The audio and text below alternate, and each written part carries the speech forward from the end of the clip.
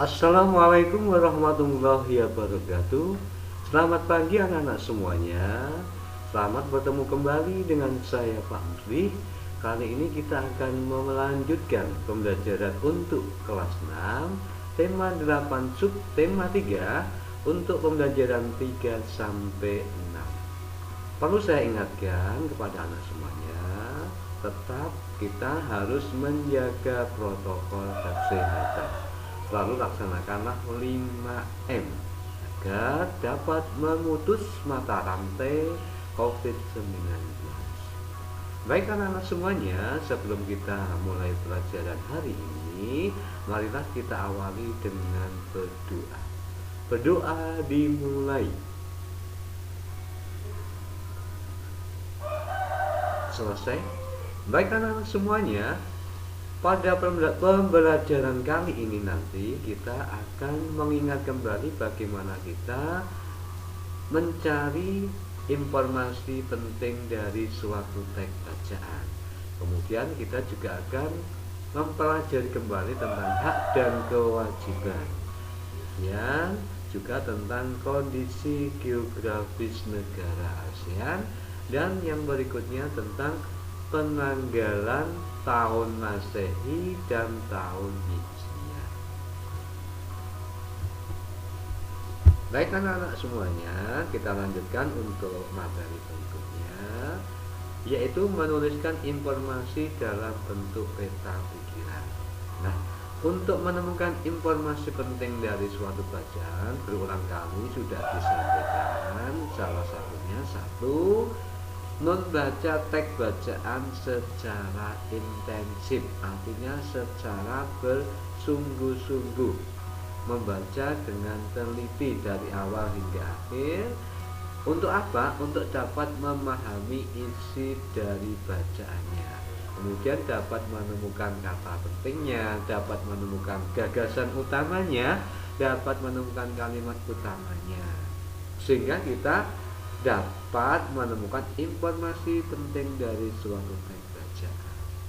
Kemudian juga bisa dengan cara apa? Mengajukan pertanyaan-pertanyaan dengan kata apa, mengapa, siapa, bagaimana, dan kapan. Itu salah satu atau bagaimana kita dalam mencari informasi penting dari suatu bacaan.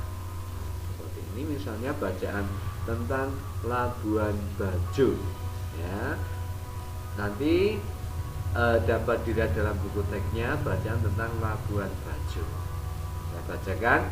Labuan Bajo merupakan salah satu desa yang terletak di Kecamatan Komodo, Kabupaten Manggarai Barat, Provinsi Nusa Tenggara Timur, Indonesia.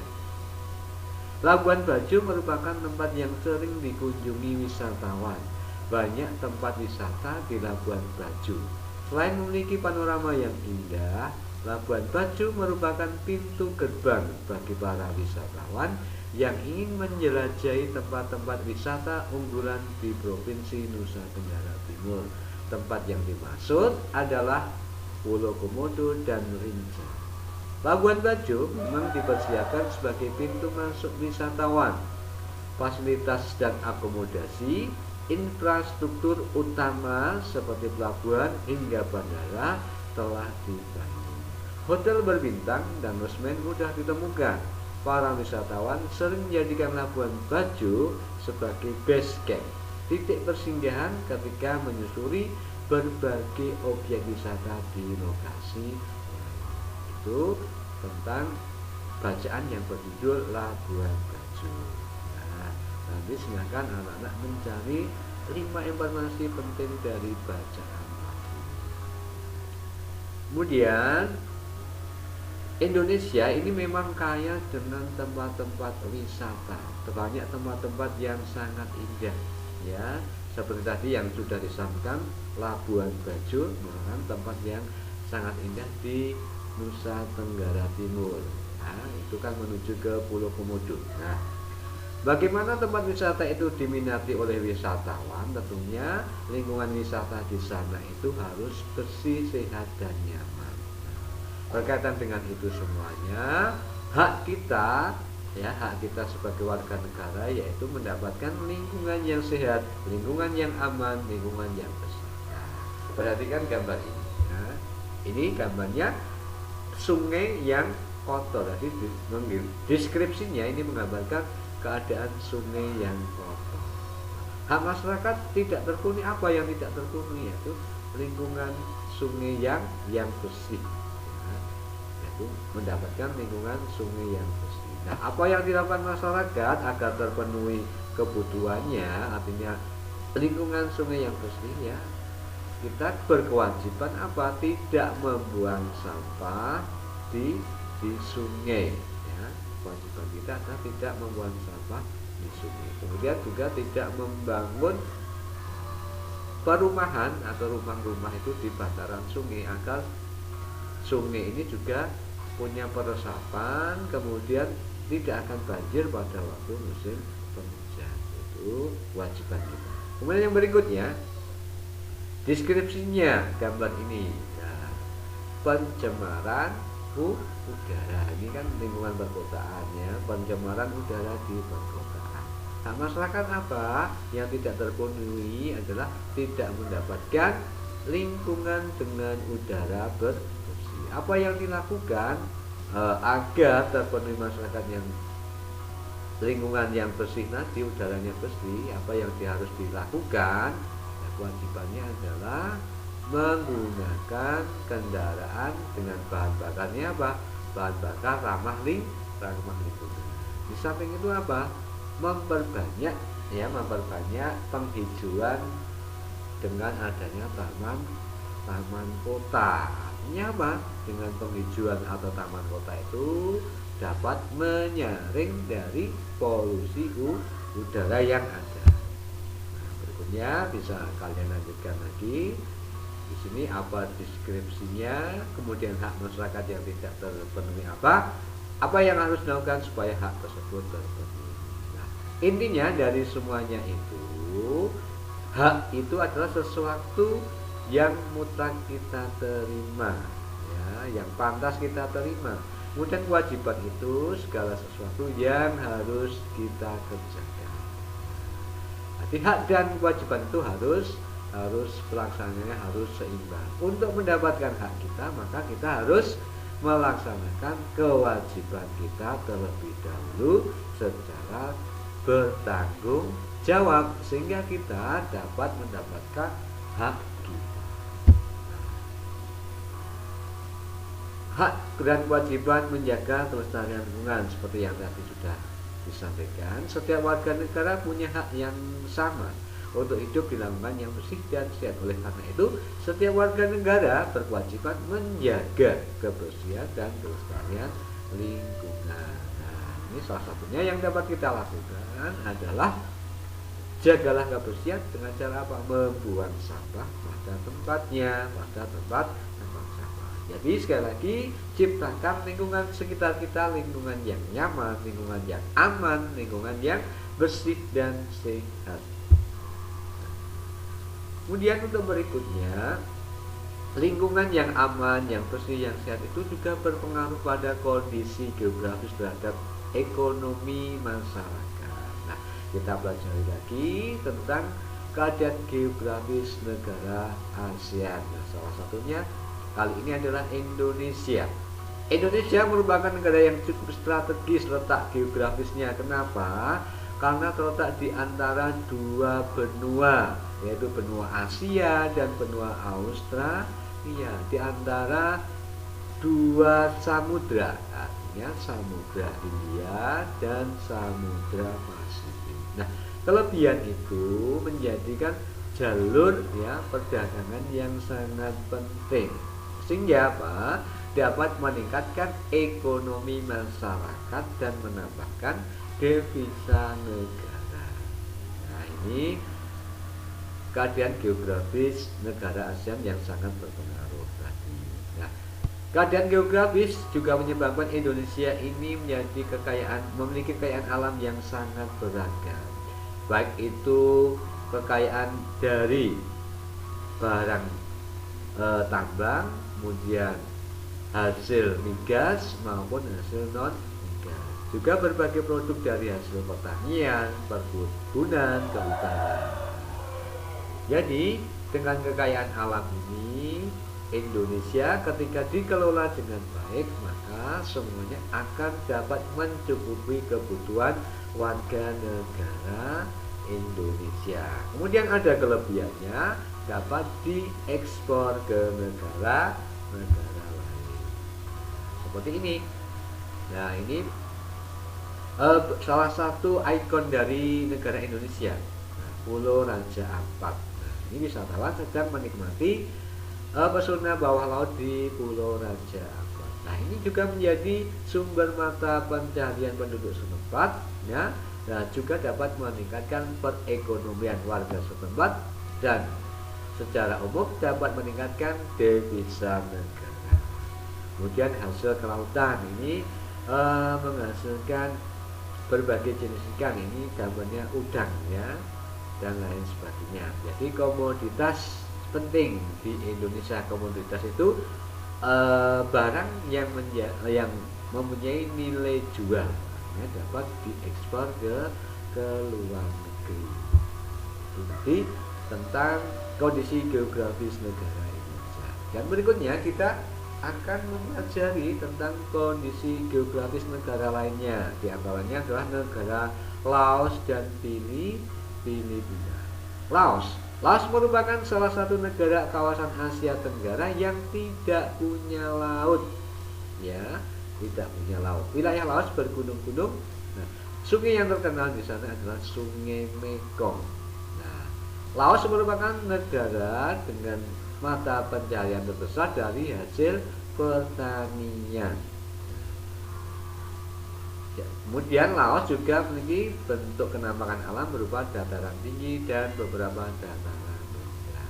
Jadi bisa kalian baca-baca lagi di bukunya.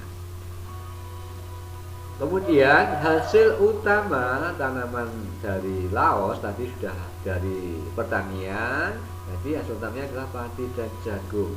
Hasil hutan yang lain berupa kayu jati.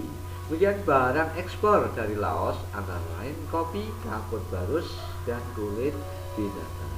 Nah, kemudian barang impornya minyak bumi, mesin-mesin, dan beras. Nah, kemudian untuk negara Filipina. Filipina merupakan negara kepulauan. Jadi ASEAN itu ada 3 negara kepulauan: Indonesia, Singapura, dan Filipina. Untuk Filipina, sebagian wilayahnya ini berupa pegunungan. Gunung api yang tertinggi di sana yang terkenal adalah Gunung Api Apo dan Mayon.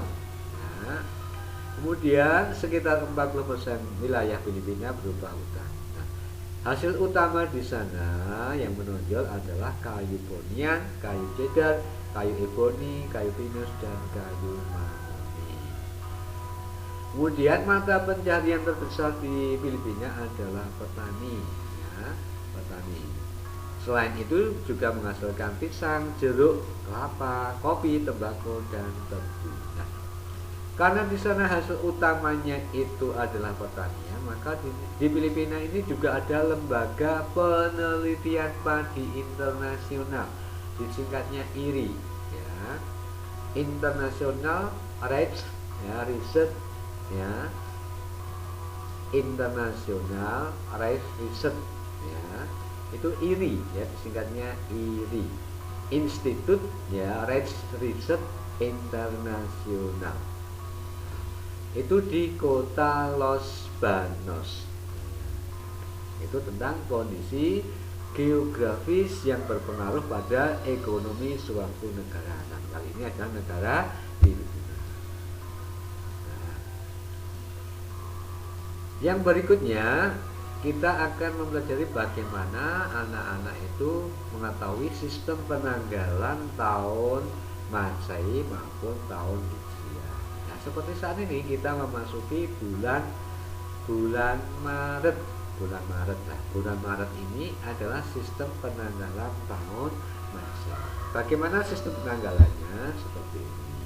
Nah, kalender Masehi dan kalender Hijriah. Perputaran bumi mengelilingi matahari atau disebut revolusi bumi ini dijadikan patokan penanggalan Masehi ya. Jadi revolusi bumi ini untuk patokan penanggalan tahun Masehi. Kemudian perputaran bulan mengelilingi bumi atau revolusi bulan ini dijadikan patokan penanggalan tahun Hijriah. Nah, kita pelajari tahun Hijriah atau tahun matahari atau tahun Syamsiyah. Nah, tahun Masehi ini tadi sudah dikatakan berdasarkan revolusi bumi. Bumi mengelilingi matahari. Kala revolusi bumi adalah 365 seperempat hari. Jadi 1 tahun Masehi itu jumlah harinya ada 365 seperempat hari. 1 tahun Masehi ada 12 bulan. Dan anak-anak tentunya sudah hafal semua dari bulan Januari, Februari, Maret, April, Mei, Juni, Juli, Agustus, September, Oktober, November, Desember. Itu bulan-bulan dalam tahun Masehi. Nah, perlu anak-anak ketahui dalam tahun Masehi ini pada umumnya jumlah harinya adalah 30. Tetapi pada bulan Februari ya, Februari itu kadang 28, kadang 29. Kalau 29 itu pada waktu tahun Masehinya tahun Kabisat, artinya tahun yang bisa dibagi 4. Nah, kita pelajari selanjutnya. Nah, tahun Masehi ini pertama kali ditetapkan oleh Julius Caesar, seorang bangsa Romawi. Julius Caesar menetapkan jumlah hari dalam 1 tahun adalah 365. Nah, 1 tahunnya adalah 365 seperempat hari.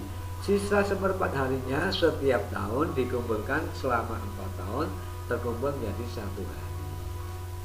Sehingga setiap 4 tahun sekali, jadi sekali lagi setiap 4 tahun sekali jumlah harinya 1 tahun itu adalah 366 hari, disebut tahun Kabisat.